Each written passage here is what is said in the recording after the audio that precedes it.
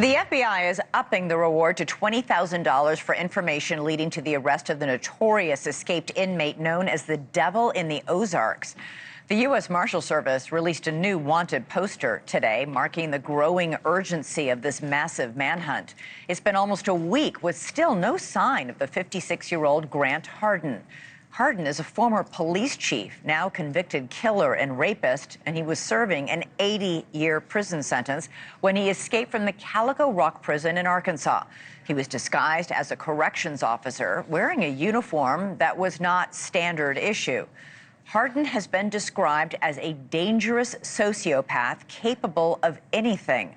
A former boss of his at the Eureka Springs Police Department in Arkansas shared these chilling words on our show last night.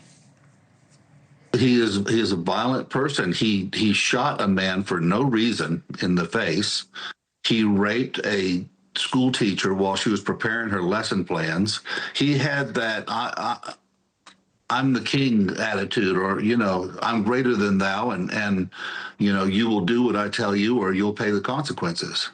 I don't think he would hesitate at anything. He's desperate. And, what does he have to lose at this point? Desperate people do desperate and dangerous things. The search for Hardin is proving frustratingly difficult for authorities. Heavy rains are impeding the search and throwing off the bloodhounds off the scent. The region also has very rugged terrain that is pocked with rocky caves. That's not helping either. And with dozens of empty cabins in the woods in that area, Hardin has no shortage of hiding places. For the latest on the manhunt, let's check in with Rand Champion, the communications director for the Arkansas Department of Corrections. Rand, great to have you here.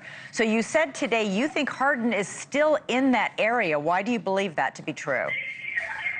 Hey, thank you for having me on. Yeah, we are continuing our search in the north central Arkansas region, and kind of the thought that we've had no credible sightings, we've had no credible evidence that has put him outside of that region. And the way that we are operating is until we have something credible that puts him out of that region, we need to consider him to still be in that region. So our teams are continuing those searches, but also looking into anything we get across the state. And we've had neighboring states as well that have called in and had tips that have been investigated. So nothing's off the table at this point. Yeah, a lot of people, Rand, are asking why this guy was in a medium security prison. He was convicted of a brutal murder and a brutal rape. Why a medium security prison? Sure, it's a medium security is how the Calico Rock Prison North Central Unit is described. There are parts of the prison that are more maximum security, and the reason he was there to begin with was when we originally take people in and have their initial intake, they're evaluated and they're given a classification rating, and he fit the classification rating for that unit. Okay. So, do you have any more information on how he managed to get that clothing that looked like a prison uniform? And is there any sign he had help from someone inside or outside the prison? That's continuing to be our investigation. Again, not what he was wearing in that video and that photo that you see when he's leaving. There's nothing inside the prison that looks like that. That is not a standard inmate uniform. There's no correctional officers that wear that. We are continuing to look into that. This is something that we feel he was planning for a very long time.